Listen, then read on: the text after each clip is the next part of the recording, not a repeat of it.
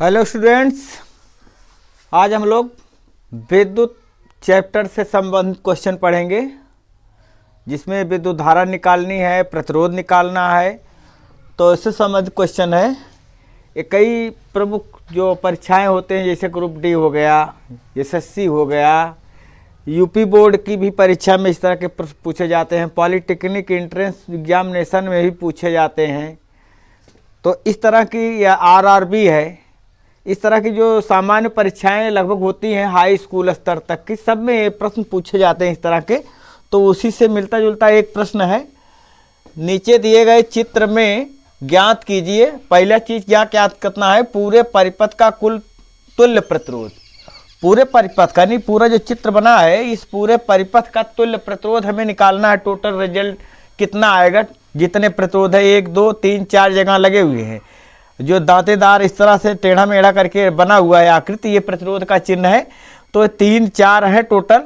तो इनका टोटल परिणामी प्रतिरोध क्या होगा, ये पहले खंड में निकालना है। दूसरे खंड में क्या निकालना है, परिपथ में सेल द्वारा प्रवाहित धारा, ये सेल है, सेल का सिंबल है ये।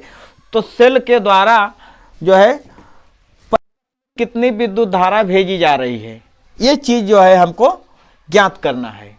तो इसको हम फाइंड करेंगे कैसे, पहले चलते देखते हैं। यहाँ पर देखना है कि जो धारा यहाँ पर आ रही है, जो आई लिखा हुआ है, यहाँ से जो धारा आगे गुजरेगी यहाँ से, तो यहाँ से 2 भाग में बंट जाएगी। मतलब जब 2 भाग में बंट रही है तो इसका मतलब ये हुआ कि ये 2 ओम और ये 2 ओम, ये दोनों हो जाएंगे पार्श्व क्रम, जिसे समांतर क्रम बोलते हैं। तो पार्श्व क्रम में हो जाएंगे, इसलिए इनका रिजल्ट क्या आएगा, इसके लिए हम आर डैश मान लेते हैं। 1/r इक्वल टू 1/2 प्लस 1/2, क्योंकि जो पार्श्व क्रम होता है उसका परिणामी निकालने के लिए फार्मूला है 1/r बराबर 1/r1 प्लस 1/r2, ये उसका फार्मूला है। तो उसी फार्मूले के आधार पर हमने यहां पर 1/r इक्वल टू 1/2 प्लस 1/2 लिख दिया।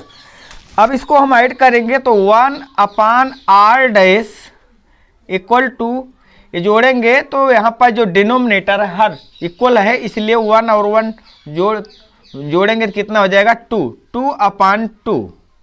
तो यहाँ से r डैश की वैल्यू आएगी 2/2 का, अगर हम सिंपलेस्ट में करेंगे, सरल करेंगे तो आएगा 1। तो ये 1 ओम हो गया। तो इन दोनों का रिजल्ट क्या आ गया, 1 ओम। इन दोनों का रिजल्ट 1 ओम आ गया। 1 ओम यहाँ पर है, 1 ओम यहाँ पर है।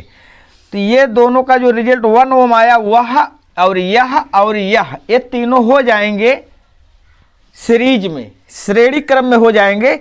इसलिए पूरे परिपथ का टोटल तुल्य प्रतिरोध कितना होगा उसको हम लिखेंगे, डिफाइन करेंगे R से। R इक्वल टू फार्मूला होता है सीरीज में, मतलब श्रेणी क्रम में, R1 plus R2 plus R3। हमने 3 इसलिए लिखा क्योंकि यहाँ पर 1 2 और इनका परिणामी 3 ओम, हमारे पास 3 प्रकार के जो है प्रतिरोध है, रेजिस्टेंस है।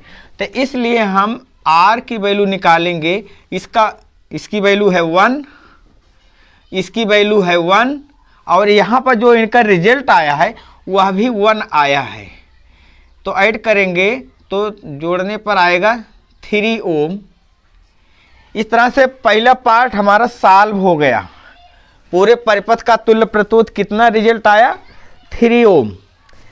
तो पहला पार्ट हमने सॉल्व कर लिया। अब हम दूसरे पार्ट में चलते हैं। दूसरा पार्ट क्या पूछा गया, परिपथ में सेल द्वारा प्रवाहित धारा। मतलब ये जो परिपथ है, यहाँ सेल है, यहाँ से जो धारा इस सेल दे रही है, कितनी धारा जो है दे रही परिपथ में। तो यहाँ पर हम लगाएंगे धारा निकालने के लिए नियम है, जिसे ओम्स लॉ बोलते हैं, ओम का नियम। उसमें ओम ने बताया था भी जो है वो प्रोपोर्शनल होता है आई के। तो भी प्रोपोर्शनल आई या भी इक्वल टू आई आर। तो यहाँ पर हमें आई निकालना है, इसलिए हम, ये तो उनका नियम था, नियम से यहाँ पर वो जब कांस्टेंट आर आ गया तो भी इक्वल टू आई आर हो गया। ये उनका नियम में तो ये था, यहाँ से जब हम इस चिन्ह को, जो प्रोपोर्शनल वाला चिन्ह है, इसको हटाएंगे, इक्वल लगाएंगे तो आर आ जाएगा कांस्टेंट। इस तरह से ओम का नियम भी इक्वल टू आई आर बन गया। तो भी की वैल्यू यहाँ पर 3 भी लिखा गया, यहाँ पर 3 लिख देंगे। आई की वैल्यू निकालना है, आर की वैल्यू हमने अभी निकाला था 3 ओम। इस तरह से 3 इधर आएगा तो डिवाइड होगा, बचेगा इधर आई इक्वल टू 3/3, जिसको हम डिवाइड करेंगे तो 1 आएगा। इस तरह से आई की वैल्यू आ गई 1 एम्पियर, 1 एम्पियर। तो सेल जो है पूरे परिपथ को कितनी धारा देगा? 1 एम्पियर की धारा देगा। इस तरह से ये प्रश्न सॉल्व हो गया। वीडियो कैसा लगा कमेंट बॉक्स में ज़रूर बताएंगे, और वीडियो को ज़्यादा से ज़्यादा लाइक कीजिए, शेयर कीजिए।